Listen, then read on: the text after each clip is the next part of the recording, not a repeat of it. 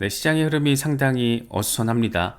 일단 10만 3천 달러 주변에서 지금 오르락 내리락 하고 있는데 중동 리스크가 악화 일로를 걷게 되는 것 아니냐라는 불안감이 덮치면서 암호화폐 시장이 지금 하방 압력을 소화하고 있는 상황입니다. 아직 어떻게 될지 방향성을 예단하기 어려운 모습인데 중동 리스크 어떤 방식으로 출구를 찾을 것인가에 따라서 시장의 방향성도 세팅이 되지 않을까 생각됩니다. 중동에서는 말 그대로 전쟁의 불씨가 거세게 타오르고 있습니다. 6월 13일 이스라엘의 이란 선제 공습, 6월 22일 미국의 이란 핵시설 폭격까지 잇따르는 그런 상황이 지금 걷잡을 수 없이 악화되고 있는 모습입니다. 특히 미국의 개입 여부가 초미의 관심사였는데 일단은 일은 터져버렸습니다. 여기서 더 상황이 악화될지 아니면 어느 정도 선에서 접점이 등장할지는 좀 더 지켜봐야 하는데 우리에게 있어서 관심사는 과연 최악의 중동 리스크 속에서 비트코인은 어떻게 될 것인가 하는 부분입니다. 이번 영상에서는 혼란의 시대 속에서 비트코인의 방향성에 대해서 분석해 보도록 하겠습니다. 먼저 지난 2주 동안의 전쟁 타임라인을 간략히 짚어보겠습니다. 6월 13일 이스라엘은 이란의 핵시설을 향해서 전격적인 선제 공습을 감행했습니다. 1980년대 이라크 전쟁 이래 최대 규모 공격으로 이란은 즉각 가혹한 보복을 경고하며 미사일 발사에 대응했습니다.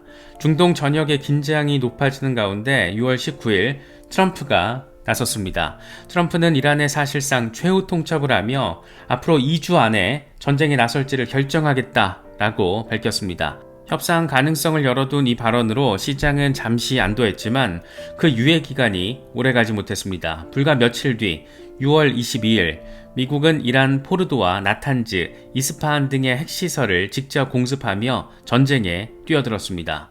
외교적 숨고르기는 예정보다 일찍 종료됐고 이로써 중동은 사실상 전면전 국면으로 전환돼 버렸습니다. 이런 전쟁 위험에 글로벌 금융시장은 즉각적으로 반응했습니다. 전통 자산들부터 살펴보면 글로벌 증시는 투자 심리 악화로 일제히 하락했고 국제유가는 중동발 공급 불안에 급등했습니다. 실제로 브렌트유 등 원유 가격은 8% 안팎 폭등했고 안전자산 선호로 인해서 금 가격은 온스당 3,400달러를 돌파하며 사상 최고 수준을 기록했습니다. 달러화와 미국 국채 같은 안전통화 자산에 대해서도 매수세가 유입됐습니다. 암호화폐 시장 역시 한때 출렁였습니다. 비트코인 가격은 전쟁 소식 직후 이 디지털 금이라는 별명이 무색하게도 안전자산 역할은 하지 못했고 10만 7천 달러에서 10만 3천 달러 부근까지 급락했습니다.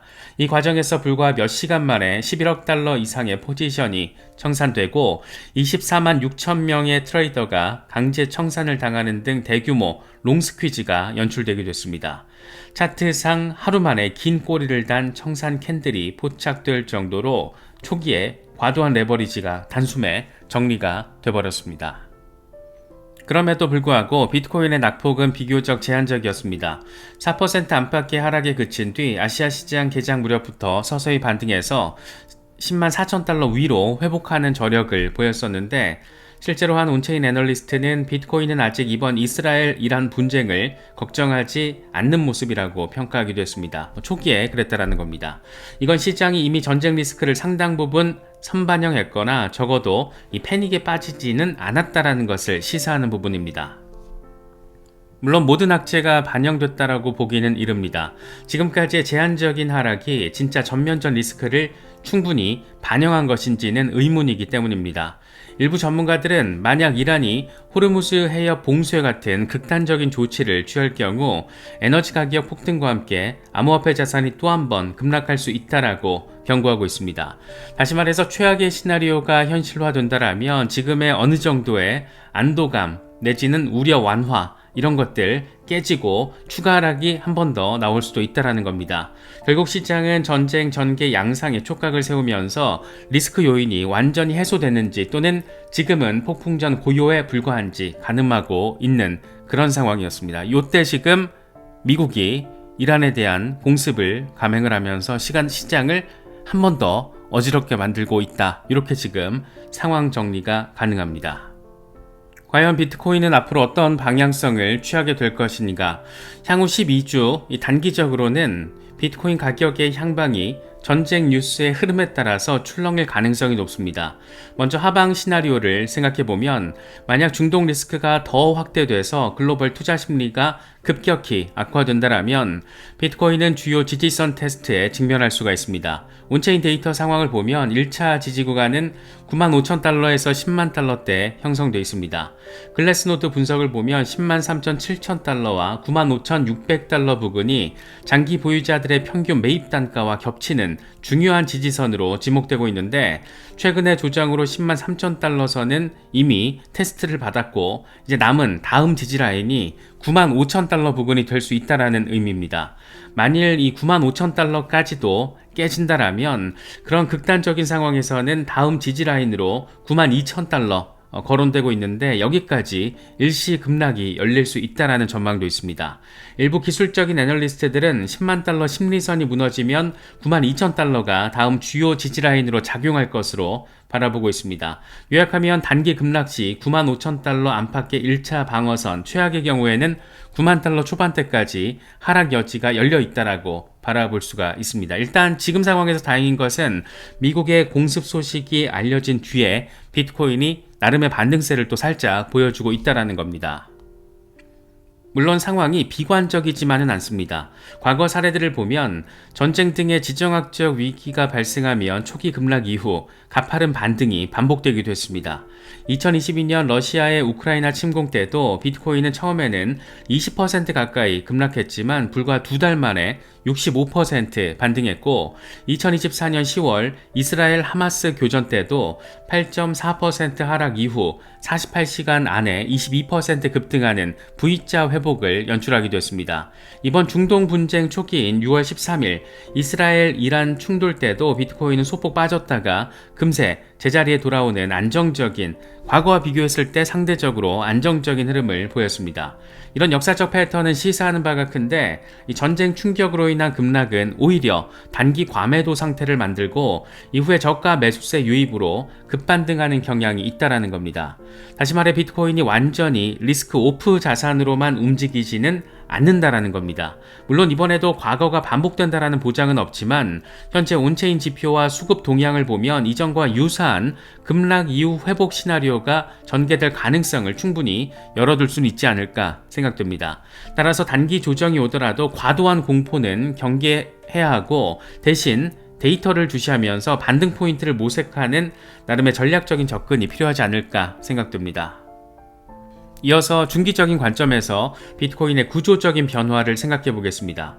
이번 중동 전쟁은 국제 정세뿐 아니라 이 글로벌 통화 시스템에도 여파를 미칠 수가 있습니다. 전면전이 현실화되면 각국 정부는 막대한 전비 지출을 감당하기 위해서 재정 지출 확대와 이 통화 완화 정책을 사용할 가능성이 높습니다. 이건 결국 법정화폐 가치의 희석과 인플레이션 압력으로 이어질 수밖에 없습니다. 실제로 한 전문가는 지정학적 분쟁은 재정 지출 증가와 통화 완화, 공급망 불안, 원자재 가격 폭등 등을 통해서 글로벌 인플레이션을 자극하고 이게 결국 비트코인의 호재로 작용할 수 있다라고 분석하기도 했습니다. 역사적으로 전쟁 발발이 터지면 이 각국 통화에 대한 신뢰 약화와 함께 대한자산에 눈을 돌리는 경향이 강해지는데 이런 맥락에서 비트코인에 대한 신뢰가 새로운 국면을 맞이할 수 있다. 이런 내용입니다. 비트코인은 본질적으로 신뢰할 주체가 필요 없는 트러스트리스 자산입니다. 중앙은행이나 정부 같은 중앙 권위 없이 탈중앙 네트워크 위에서 운영됩니다. 전쟁처럼 국가 리스크가 부각되는 상황에서는 이런 비트코인의 특성이 조명을 받기가 쉽습니다. 실제로 러시아 우크라이나 전쟁 당시 서방 제재로 루블화 가치가 폭락하자 러시아와 주변국에서 자국 통화 대신 비트코인과 테더 등 암호화폐로 재산을 옮기는 움직임이 포착된 적도 있습니다. 로이터 통신은 이걸 놓고 전쟁이 비트코인에 대해서 단순 투기 자산이 아니라 압류에 저항하고 정책의 독립적인 장기적 가치 저장 수단이라는 이런 내러티브를 강화했다라고 분석했습니다. 말하자면 전쟁을 계기로 법정화폐 시스템에 대한 회의와 함께 비트코인을 일종의 안전자산으로 보는 인식이 확산될 수 있다라는 겁니다. 이 같은 흐름 속에서 디지털 금으로서의 비트코인의 위상도 한층 공고해질 것으로 기대해 볼 수가 있습니다. 과거에는 금이 전쟁과 위기의 시대마다 궁극의 안전자산으로 각광받아왔습니다. 하지만 이제는 비트코인 대 금 구도가 뚜렷해지고 있는데 두 자산을 비교해보면 공급 측면에서 금은 지하자원을 캐내는 한 지속적으로 공급이 늘 수밖에 없습니다. 비트코인은 반면 처음부터 2100만 개로 공급량이 영원히 제한돼 있어서 희소성이 프로그램으로 보장됩니다. 또 채택 속도에서도 차이가 큰데 금은 오랜 세월에 걸쳐 가치 저장 수단으로 자리 잡았지만 비트코인은 인터넷과 모바일 시대의 산물답게 불과 14년 만에 전 세계적인 인지도를 확보했습니다. 인터넷만 연결되면 누구나 접근할 수 있고 국가 경계와 상관없이 순식간에 송금이 가능한 디지털 자산이라는 점에서 채택 장벽이 현저히 낮습니다. 또 하나 주목할 만한 점은 수요 기반의 변화입니다. 밀레니얼 세대와 G세대 등 이 젊은 층 투자자들은 금보다 비트코인의 심리적인 친밀감이 훨씬 높습니다. 전쟁으로 인한 금융 불안이 커지면 이들 세대는 전통 자산보다 암호화폐 자산을 대안으로 선택할 가능성이 높습니다. 최근 기업이나 기관들도 마찬가지입니다. 일례로 마이클 세일러의 스트래티지는 전쟁 발발 이후인 6월 16일에 비트코인 10,000개를 추가로 매수하며 보유량을 늘렸습니다. 이건 전통 자산 대비 비트코인을 선호하는 움직임이 기관 투자자들 사이에서도 나타날 수 있다라는 거, 이미 나타나고 있다라는 것을 보여줍니다. 요약하면 중기적으로 이번 전쟁은 글로벌 법정 통화 시스템에 대한 신뢰 약화, 여기서 대한자산 각광, 그리고 비트코인 신뢰 자산화라는 흐름을 강화할 가능성이 있습니다. 다음으로 온체인 데이터와 수급 동향을 통해서 지금 현재 시장의 속내를 들여다보겠습니다. 먼저 장기 보유자 지표를 보면 롱타임 홀더 SOPR 지표는 말 그대로 155일 이상 보유한 코인들이 이동할 때 얼마나 이익 상태로 팔리는지를 보여주는 그런 지표입니다. 현재 롱타임 홀더 SOPR은 1을 웃도는 수준을 유지하고 있습니다. 이건 최근 이동한 장기 보유 코인들이 평균적으로 이익 실현 상태라는 것인데, 달리 말하면 장기 홀더들이 헐값에 손절하는 상황이 아니라 오히려 이 구간에서 일부 물량을 정리하고 있다는 것을 의미합니다. 실제로 글래스노드 데이터를 보면 6월 초에 비트코인이 11만 달러를 돌파하며 새로운 올타임 하이를 기록했을 때 하루의 실현 수익이 14억 7천만 달러에 달했고, 이 가운데 상당 부분이 12개월 이상 보유한 장기 투자자들의 이익이었다고 합니다. MVRV 비율 역시 현재 1.0 이상의 건강한 수준을 유지하고 있습니다. 이게 1 이상이라는 것은 시가총액이 실현 총액보다 높다라는 것으로 시장 참여자 다수가 아직 평가 이익을 보고 있다는 것을 의미합니다. 예를 들어서 현재 대부분 홀더들이 평균 매입값 대비 상당한 평가 차익을 보유하고 있고, 이건 시장이 아직 크게 물린 투자자가 그렇게 많지 않다라는 것을 의미하는 부분입니다. 통상 MVRV가 높게 유지되는 시장은 강세 국면으로 간주되기도 합니다. 물론 이게 지나치게 높아지면 이 과열 신호지만 아직은 그 정도는 아니다라는 내용입니다.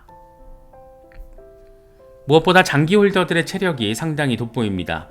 온체인 자료를 보면 현재 장기 보유자들이 들고 있는 비트코인 물량은 전체 유통량의 73%에 달해서 사상 최고치를 경신했습니다.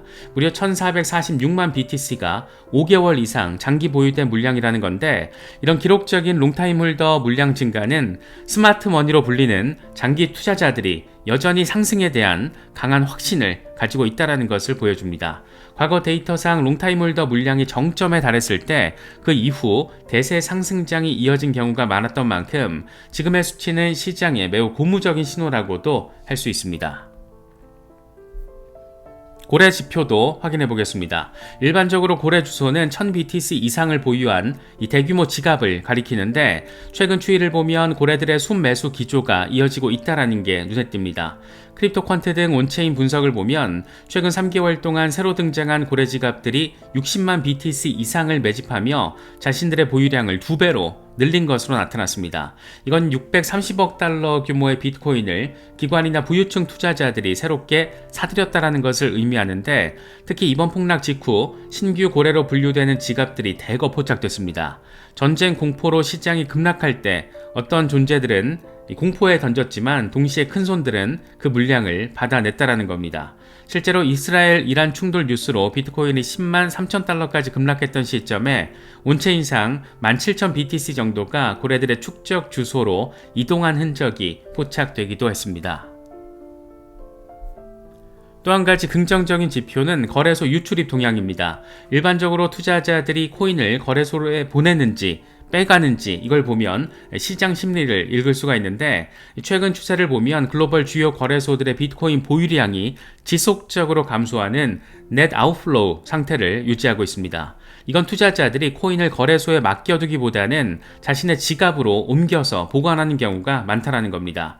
예컨대 급락이 있었던 6월 중순에도 크게 거래소로 몰리는 물량이 없었다라는 분석이 있습니다. 보통 공포에 질리면 코인을 팔기 위해 거래소로 옮기는데 오히려 많은 투자자들이 매도보다 호드를 선택하고 있다는 겁니다. 이런 거래소 유출 흐름은 시장 유통 물량 감소로 이어져서 수요가 유지될 경우 가격에 긍정적인 영향을 미칠 수가 있습니다. 이 같은 온체인 수급 데이터들은 앞으로 3분기 잠재적인 랠리 시나리오를 뒷받침하는 재료들이기도 합니다.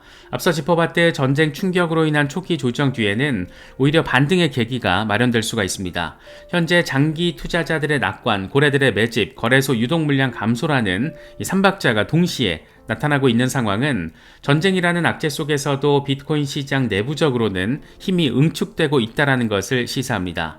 일각에서는 전쟁 속 위험 회피에서 기회 포착으로의 전환 가능성도 제기하고 있는데, 다시 말해 전쟁이라는 외부 변수가 역설적으로 비트코인에게는 하나의 모멘텀이 될 수 있다라는 관점입니다. 전쟁이 길어지면 각국 정부는 유동성을 풀고 금리를 낮출 압박을 받을 수가 있는데, 그런 완화적 환경은 인플레이션 해지 수단으로서 비트코인 투자 논리를 강화시킬 수 있다라는 겁니다. 또 앞서 언급한 대로 법정화폐 시스템에 대한 불신이 커지면서 탈중앙 디지털 자산에 대한 수요가 구조적으로 증가할 가능성이 높습니다. 단기적으로는 위험 회피 자산처럼 보였던 비트코인이 중장기적으로는 오히려 위험 대비 기회 자산으로 재평가될 수 있다는 겁니다. 실제로 이번 조정장에서 보여준 고래들의 행보는 이런 기대 베팅으로 해석할 수가 있습니다. 이들이 노리는 것은 전쟁 속 기회, 다시 말해서 3분기 이후 시장 랠리 가능성일 것이기 때문입니다. 물론 모든 게 장밋빛인 것처럼 말할 수는 없겠지만 데이터와 역사적 경험은 우리에게 지금의 조정이 새로운 상승을 준비하는 쉼표일 수 있다는 거, 그 가능성을 보여주고 있습니다. 정리해보면 중동 전면전이라는 거대한 지정학적 리스크 앞에서 비트코인 시장은 단기 충격을 받았고, 이 추가 하락 가능성도 있지만 과거와 비교하면 상대적으로 꿋꿋한 그런 저항력을 보여주고 있습니다. 6위에는 끝났고 전쟁은 현실이 됐지만 시장은 이제 이 충격을 소화하며 새로운 방향성을 모색하려는 단계에 들어섰습니다. 역사적으로도 소문에 팔고 뉴스에 산다라는 격언처럼 막상 충격의 실체가 드러나면 오히려 방향성이 반전되거나 뚜렷해지는 그런 경우가 많았습니다. 이번 사태 역시 최초 공습 전에 불안감으로 하락했지만 정작 미국의 참전 뉴스에서는 더 큰 공황 없이 나름 상대적으로 버티고 있는 그런 모습을 확인하고 있습니다. 이건 시장이 어느 정도 학습 효과를 발휘하며 냉정을 찾고 있다라고도 해석할 수 있는 그런 부분입니다. 투자 전략 측면에서 단기 변동성은 피하기 어려워 보입니다. 전쟁 뉴스 한 줄에 급등락이 생길 수 있는 만큼 항상 위험 관리에 유의할 필요가 있습니다. 다만 과도한 공포로 인한 투매는 또 경계할 필요가 있을 겁니다. 오히려 급락이 나오면 분할 매수 전략으로 접근하면 또 좋은 진입 기회를 잡을 수 있다는 의견도 많이 있습니다. 앞서 살펴본 것처럼 온체인 데이터는 거시적 강세를 뒷받침하고 있습니다. 또 장기 홀더와 고래들이 든든히 버티고 있는 시장에서 일시적 패닉셀은 값진 매수 찬스가 또 될 수도 있다는 겁니다. 물론 레버리지를 건 단기 트레이딩에는 유의할 필요가 있습니다. 이번 청산 사례가 보여주듯 급변동 장세에서는 높은 레버리지, 치명적일 수 있기 때문에 가급적 현물 위주로 분할 매수를 하거나 접근하더라도 이렇게 접근을 하거나 낮은 배율의 선물 포지션으로 방어적인 운영이 좋지 않을까, 아니면 사실 변동성이 크다고 느껴질 때는 관망하는 것도 하나의 전략이 될 수도 있을 겁니다.